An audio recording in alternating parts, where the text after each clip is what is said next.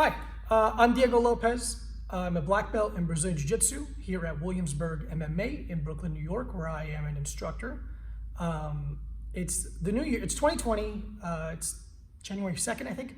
And I found myself really enjoying these blog style posts for jiu-jitsu from like Professor John Danaher and like Chewy Jitsu and Ken Peters. He does a little more techniques, but I just really like them, and I feel like they're super useful and can be very beneficial.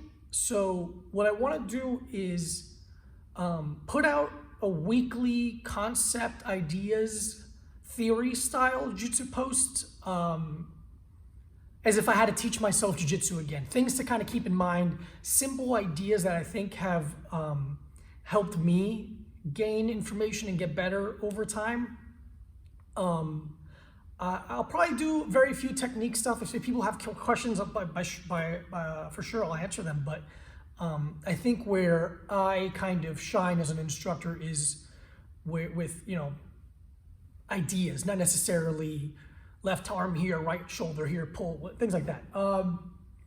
So the first thing I want to talk about is something that I find myself saying a lot to like white, blue, even purple belts sometimes, where their ideas of success in a role aren't the most beneficial for gaining information.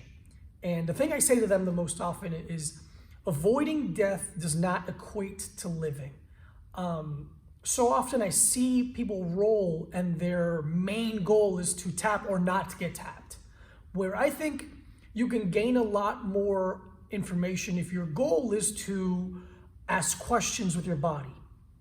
Find out where someone's game is, find out what they're looking for, find out where your weaknesses are. But if you just hang on for dear life, yeah, you didn't get tapped. Congratulations. I hope that feels rewarding, but you should want to leave the room with more information than you came into it.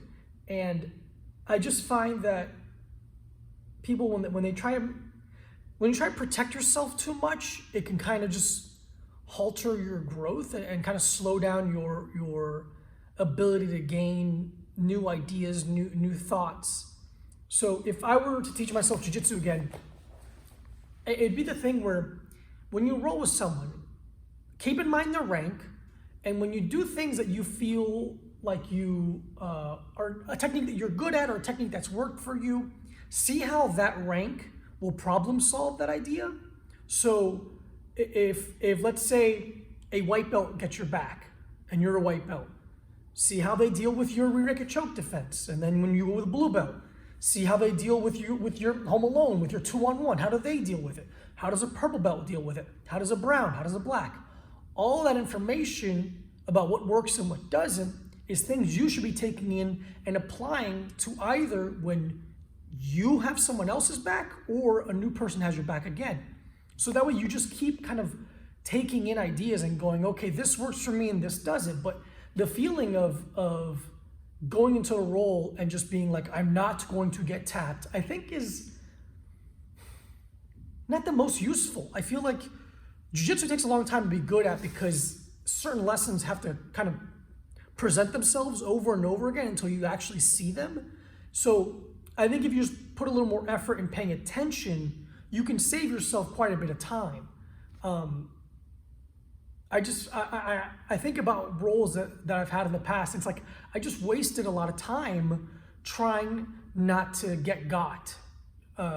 Don't worry about it. You getting tapped is not your fault.